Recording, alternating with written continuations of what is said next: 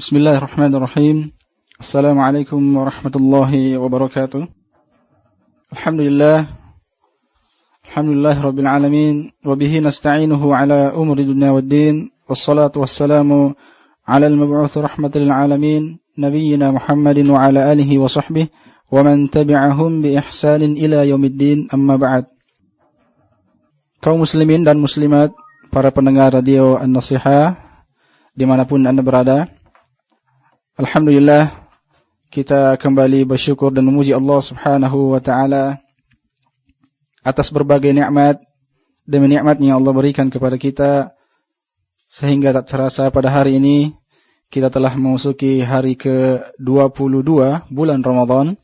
Kita kembali bertemu di kajian rutin kita di khusus bulan Ramadan, yaitu kajian interaktif Ramadan, siraman hikmah menjelang buka puasa, bersama Al-Ustadzul Qarnain bin Muhammad Sanusi hafizahullah. Dan alhamdulillah beliau telah hadir di tengah-tengah kita. Ahlan wa sahlan Ustaz. Ya ahlan wa sahlan wa barakallahu fikum wal mustami'in wal mustama'at.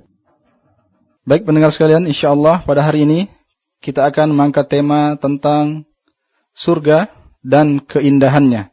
Jadi saya ulangi bahwa tema kita hari ini yaitu tentang surga dan keindahannya. Baik pendengar sekalian, marilah kita bersama-sama menyimak tausiah. Olehnya itu kepada Al-Ustadz kami persilahkan. Bismillahirrahmanirrahim. Alhamdulillahirabbil alamin. Wassalatu wassalamu ala al-mab'uts rahmatan lil alamin. Nabiyina Muhammad wa ala alihi wa sahbihi wa man tabi'akum bi ihsanin ila yaumiddin, amma ba'd. Di dalam hadits Abu Hurairah riwayat Bukhari dan Muslim yang sudah berulang kali kita dengarkan di berbagai kesempatan, Rasulullah sallallahu alaihi wasallam bersabda, "Idza jaa Ramadan futtihat abwabul jannah." Apabila Ramadan telah datang, maka pintu-pintu surga dibuka. Terdapat di dalamnya anjuran kepada setiap muslim dan muslimah, setiap orang yang berpuasa, untuk mengetahui keagungan Ramadan ini dan memahami bahwa surga adalah hal yang sangat diharapkan. Pintu-pintunya dibuka. Dan di dalam hadits Sahal bin Sa'ad As-Sa'idi riwayat Bukhari dan Muslim, Rasulullah sallallahu alaihi wasallam menyebutkan bahwa fil jannati thamaniyatu abwab. Di dalam surga itu ada 8 pintu. Dan beliau terangkan bahwa inna fil jannati baban yuqalu lahu Rayyan la yadkhulu minhu illa as-saimun. Dan di surga itu ada sebuah pintu yang tidak ada yang memasuki pintu tersebut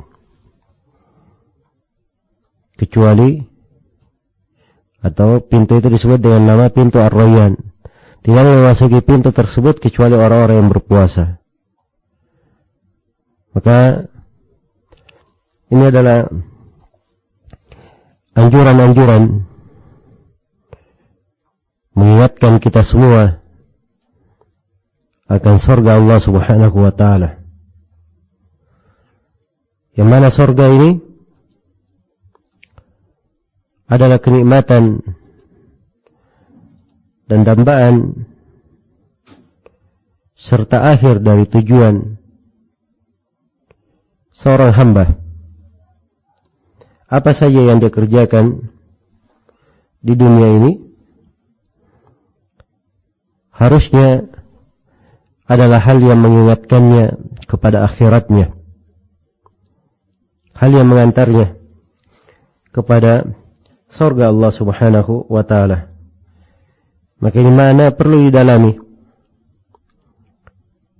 Karena itu kita perlu mengenal dan selalu mengingat ayat-ayat dan hadits-hadits yang menjelaskan tentang sifat surga, keindahannya, keelokannya, kebaikan yang terdapat di dalamnya, dan bagaimana keadaan kehidupan di dalamnya, kondisi para penghuninya, dan selainnya dari hal-hal yang apabila diingat oleh setiap muslim dan muslimah akan meluruskan langkahnya, akan mengingatkannya kepada hakikat dari kehidupannya. Di dalam sebuah hadits yang diriwayatkan oleh Imam Al-Bukhari dan Imam Muslim dari Abu Hurairah radhiyallahu taala anhu, Rasulullah sallallahu alaihi wasallam bersabda, qala Allah azza wa jalla, Allah berfirman dalam hadits qudsi, a'dadtu li ibadis salihin ma la aynun ra'at wa la udhunun sami'at wala khatar ala qalbi bashar. Aku telah siapkan untuk hamba-hambaku yang salih surga yang tidak pernah dilihat oleh mata, tidak didengar oleh telinga, dan tidak pernah terlintas di hati manusia. Yang membenarkan hal ini diterangkan oleh Nabi ada di dalam Al-Quran, yaitu firman Allah, فَلَا تَعْلَمُ نَفْسٌ مَا أُخْفِيَ لَهُم مِّن قُرَّةِ أَعْيُنٍ جَزَاءً بِمَا كَانُوا يَعْمَلُونَ. Maka seorang jiwa tidak mengetahui apa yang disembunyikan untuknya dari keindahan pandangan mata, kenikmatan dan kebaikan disembunyikan, tidak dia ketahui, sebagai balasan terhadap amalan yang mereka lakukan. Karena itu syahid dari Ibnu Abbas radhiyallahu taala anhu, beliau berkata bahwa di dunia ini tidak ada suatu apapun yang mirip dengan hal yang berada di sorga, kecuali penamaan saya. Ada nama sungai madu di sorga, dari madu asal. Maka madu yang dikenal di dunia itu bukanlah madu yang ada di dalam sorga, hanya sama penamaan saja. Demikian pula ada khamar, hanya sama di dalam penamaan, beda dalam hakikatnya. Anggur dan selainnya dari penamaan-penamaan itu hanya sekedar penamaan, tidak ada yang mirip dengan apa yang ada di surga Allah Subhanahu wa ta'ala. Iya, kenikmatan di dalam surga adalah hal yang tidak bisa dilukiskan. Rasulullah sallallahu alaihi wasallam pernah menyebutkan di dalam sebuah hadits, kata beliau, laqabu qausi ahadikum fil jannah khairun mimma tala'at alaihi syamsu aw taghrub. Sungguh tempat dari busur kalian di sorga itu lebih baik daripada terbitnya matahari atau terbenamnya. Iya. Jadi subhanallah, hanya berkaitan dengan busur di sorga, tempatnya itu tidak bisa dinilai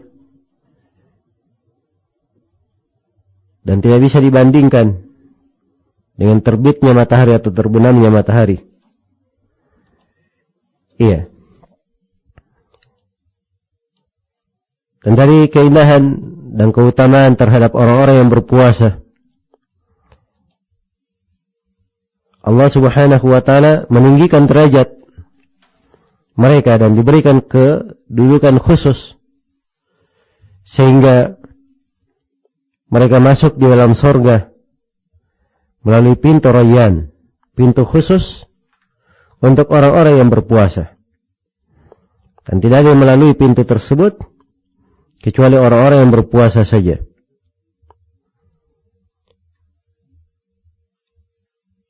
Dan juga dari sifat surga itu diterangkan dalam hadits Abu Hurairah riwayat Bukhari dan Muslim. Kata beliau, al-jannatu mi'atu darajah. Ma baina kulli darajataini kama baina as-sama'i wal ard. Surga itu terdapat di dalamnya 100 derajat. Antara 2 derajat itu sama antara langit dan bumi. Sama antara langit dan bumi. Nah, ini subhanallah dari hal yang sangat agung menunjukkan ketinggian derajat surga. Iya. Dan di surga itu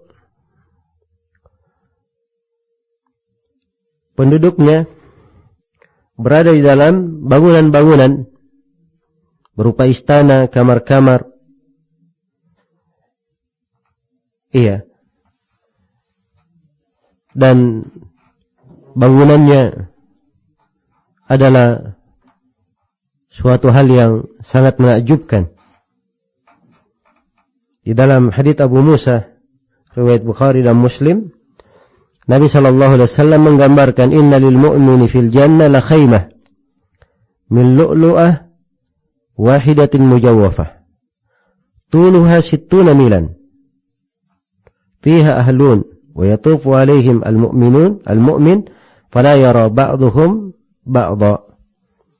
Sungguhnya untuk seorang mukmin di dalam surga memiliki satu kemah dari mutiara yang mujawwafah. Yang mutiara yang memiliki yang berbentuk cekung kosong di dalamnya. Panjangnya 70 mil atau 60 mil. Mereka memiliki keluarga di dalam. Seorang mukmin berkeliling di dalamnya, padahal ada banyak keluarga, dan subhanallah, saking luasnya mereka tidak saling melihat. Mereka tidak saling melihat. Iya. Dan di dalam surga ada istana-istana. Juga disebutkan di dalam surga bagaimana makanan dari penduduk surga itu. Wa fakihatin mimma yatakhayyarun. Mereka memilih buah yang mereka inginkan. Wa lahmi tayrin mimma yashtahun. Daging dari burung-burung yang mereka inginkan. Iya, dan Allah berfirman, "Kullama ruziqu minha min thamaratir rizqa, qalu hadha alladhi ruziqana min qabl, wa utu bihi mutasyabiha." Setiap kali mereka mendapatkan buah dari buah surga, maka mereka katakan, inilah ya yang sebelumnya diberikan kepada kami. Dan didatangkan buah itu mirip. Iya, beda dengan buah di dunia. Kalau baru dipetik, yang baru dipetik berbeda dengan yang sudah lama dipetik. Jadi seluruh buah di surga dalam keadaan yang terindah. Dan di ayat yang lain, wa fakihatin katsira la maqtu'atin wa la mamnu'ah. Buah-buahan yang banyak, tidak pernah terputus dan tidak pernah dilarang siapapun yang ingin mengambilnya. Iya, boleh diambil kapan saja dia kehendaki.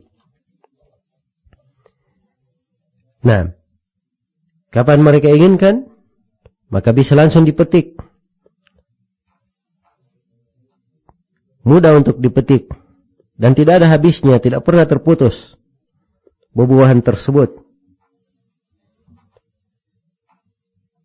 Iya. Mereka di dalam surga makan, minum. Ya. tetapi sama sekali tidak berdahak, tidak pernah membuang hajat. Dan ini dari keistimewaan penduduk surga. Dan minuman mereka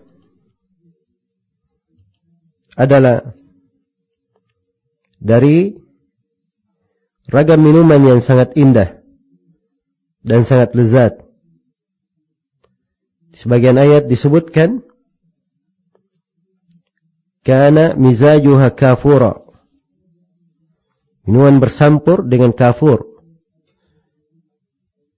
Dan ini hanya penamaan saja yang mirip di dunia, tapi beda hakikatnya di akhirat. Dan di ayat yang lain kana mizajuha zanjabila, bercampur dengan zanjabil, dengan jahe. Karena orang Arab kalau meminum dan dicampur dengan jahe, mereka campur kadang khamar dicampur dengan jahe supaya harum baunya. Iya. Dan ini sekali lagi hanya penamaan-penamaan. Dan di dalam ayat yang lain wasaqahum rabbuhum syaraban tahura. Dan Allah memberi minum kepada mereka minuman yang tahur. Iya. Mereka sangat lezat dengannya. Jangankan orang yang sudah memang berada di dalam sorga, ya telaga Rasulullah SAW saja, yang air telaga ini dipancarkan atau dialirkan dari sorga, diambil dari sorga. Di mana telaga itu kata Nabi, man syariba minhu lam yadma ba'dahu abada. Siapa yang minum darinya tidak akan haus selama-lamanya. Di dalam sorga ada sungai-sungai. Ada sungai dari madu murni, ada sungai dari susu yang lebih mengkilat dari perak, ada sungai dari khamar. Tapi khamar beda dengan dunia. Khamar yang sejuk diminum, tidak mendatangkan sakit di kepala dan tidak menghilangkan akal. Iya. Dan mereka di dalam surga memiliki derajat dan kedudukan tingkatan-tingkatan yang berbeda. Iya. Di dalam sebuah hadits yang diriwayatkan oleh Imam Al-Bukhari dan Imam Muslim dari Al-Mughirah bin Syu'bah, disebutkan bahwa Nabi SAW bersabda bahwa Nabi Musa bertanya kepada Allah tentang penduduk surga yang paling rendah kedudukannya. Iya. Dia adalah maka diterangkan bahwa dia adalah seorang lelaki yang datang setelah penduduk surga semua sudah masuk ke surga. Maka dikatakan kepadanya, masuklah kamu ke surga. Maka orang ini berkata, wahai Rabbku, ya, bagaimana saya masuk ke surga sedangkan seluruh manusia sudah menduduki surganya masing-masing dan mengambil tempatnya masing-masing. Maka dikatakan kepadanya, apakah engkau ridha mendapatkan seperti yang didapatkan oleh seorang raja di dunia? Maka dia berkata, saya ridha ya Rabb. Maka Allah berfirman, itu aku berikan untuk engkau semisal dengannya, semisal dengannya, semisal dengannya, hingga yang kelima. 5 kali. Maka si hamba berkata, aku ridha wahai Rabb. Maka Allah berfirman, saya berikan kamu itu sekaligus 10 kali lipat lagi dengannya. Walaka mashtahat nafsuka waladdat ainuka. Dan untuk kamu apa yang jiwamu itu senang untuk mendapatkannya, dan pandangan matamu sejuk memandangnya. Ini yang paling rendah kedudukannya di surga. Dan ketiga, Nabi Musa bertanya tentang siapa yang paling tinggi kedudukannya di surga. Maka dikatakan ulaikal ladina. Maka Allah berfirman, ulaikal ladina aradtu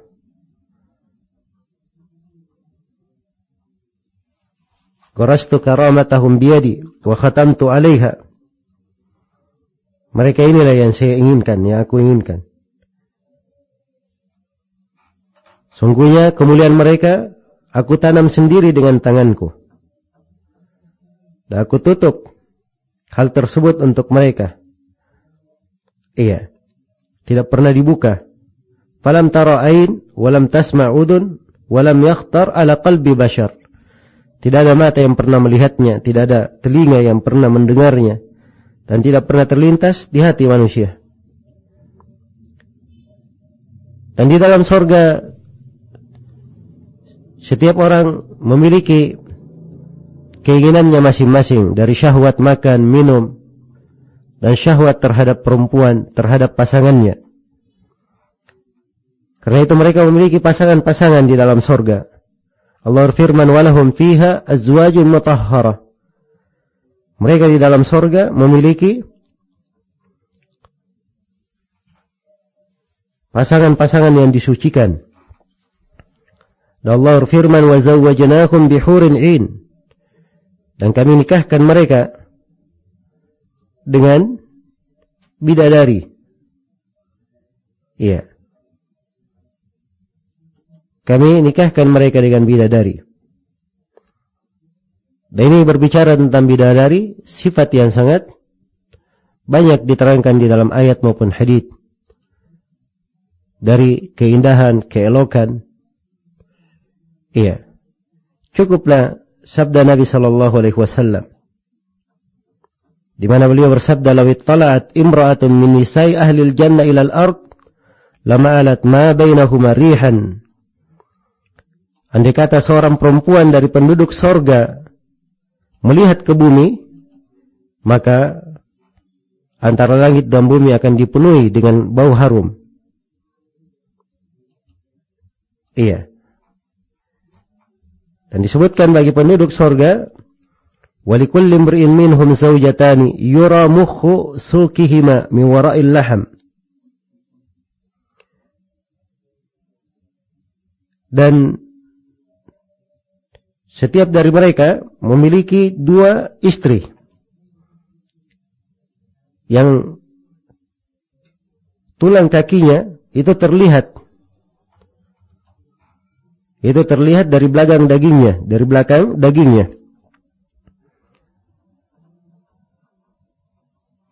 Dan banyak lagi pensifatan tentang surga ini. Iya. Hal-hal yang sepatutnya mengingatkan setiap muslim dan muslimah akan hakikat dari kehidupan itu.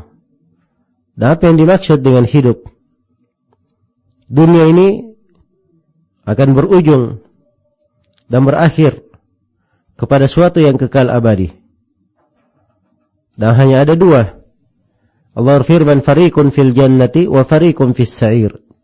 Satu kelompok di dalam surga dan satu kelompok di dalam neraka yang menyala-nyala. Iya. Maka seorang muslim dan muslimah yang menghendaki surga itu disyaratkan dengan syarat-syarat. Harus ada amalan untuk meraihnya. Karena itu sifat orang yang meraih surga banyak diterangkan dalam Al-Quran. Di antaranya Allah berfirman, wa tilkal jannatu urithumuha bima kuntum ta'malun. Dan itulah surga yang kalian warisi karena amalan yang kalian lakukan. Harus ada amalan. Dan juga Allah Subhanahu wa taala berfirman, tilkal jannatu nurithu min ibadina man kana taqiya. Itulah surga kami wariskan kepada hamba-hamba kami yang bertakwa. Syaratkan ketakwaan. Iya.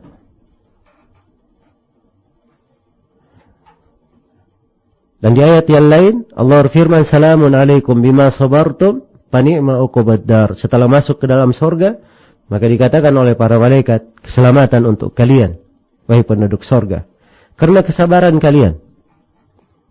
Maka itu adalah tempat-tempat yang terbaik. Harus ada kesabaran. Dan Rasulullah mengingatkan, huffatil jannatu bil makari wa huffatin naru bisyahwat.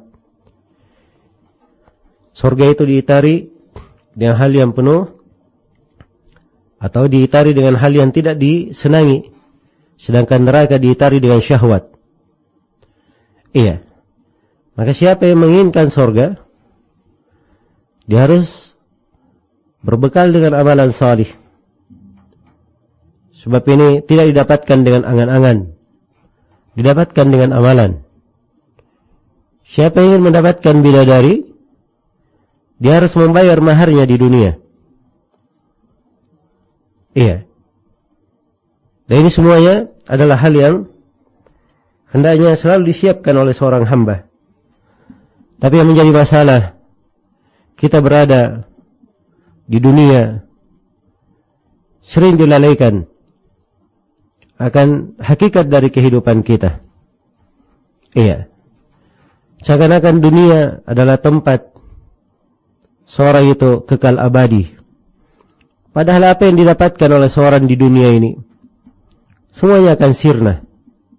Tidak ada yang dia bawa ke alam kuburnya. Tidak ada yang dia bawa ke alam kuburnya. Amalan salih dan keimananlah yang akan selalu bermanfaat baginya. Iya. Karena itu, jangan kita terlantarkan suatu yang berharga dan mahal karena suatu yang hina di sisi Allah Subhanahu wa ta'ala. Semoga Allah Subhanahu wa ta'ala memberikan taufik dan rahmatnya kepada kita semua dan membantu kita semua untuk melakukan amalan-amalan yang mengantar kita kepada surga, mendekatkan kita kepada surganya. Dan semoga Allah Subhanahu wa ta'ala mengampuni segala dosa dan kesalahan kita dan menggolongkan kita semua dari penduduk surga. Innahu waliyyu dzalika wal qadiru alaihi wallahu ta'ala alam.